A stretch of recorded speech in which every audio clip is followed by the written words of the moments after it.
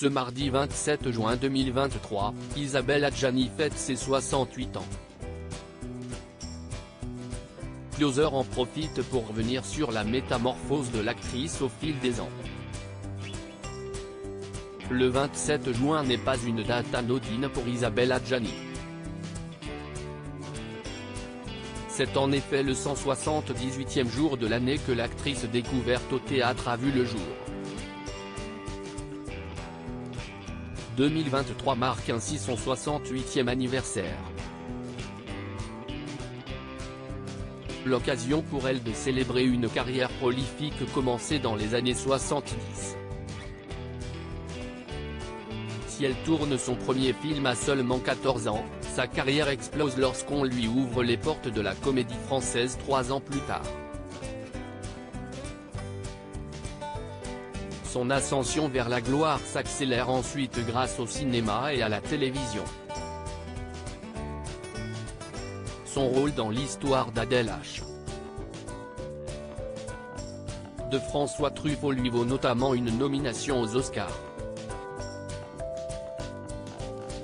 Sa filmographie comptera quelques-uns des plus grands classiques du 7e art, faisant d'elle une actrice incontournable auréolée de 5 Césars. Les années passant ont également vu le physique d'Isabelle Adjani se métamorphoser. Cette dernière s'était d'ailleurs confiée sur la place de l'apparence dans la société contemporaine à Paris Match en 2020. Évidemment que je me félicite que les normes esthétiques se cassent un peu la gueule. Tant mieux. Grâce à des femmes combatives qui mettent tout leur poids pour que la priorité soit le bien-être plutôt que le bien paraître, expliquait-elle avant de nuancer. Cela dit, dans la balance subsistent encore des déchetteries comme la télé-réalité à la Kardashian qui nous infecte, la maladie du selfie sans défaut, cette dysmorphie qui pousse nos jeunes gens à fabriquer l'image qu'ils ont de leur tête et de leur corps. Isabelle Adjani, un jour, je me suis autorisée à être belle. Assumer son statut d'actrice, et surtout de star, c'est accepter une constante exposition dans les médias. Aussi Isabelle Adjani doit-elle assumer les commentaires, positifs ou négatifs, sur son physique et sa métamorphose depuis des années. Le vieillissement n'a pas non plus été facile à accepter pour celle qui interpréta autrefois la reine Margot devant la caméra de Patrice Chéreau.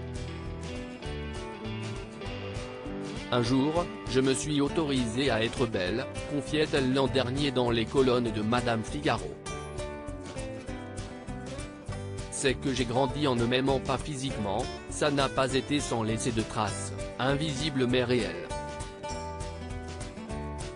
Un sujet particulièrement sensible depuis ces jeunes années, comme la reine de beauté l'expliquait, ni mon père ni ma mère ne m'ont jamais dit qu'ils me trouvaient jolie.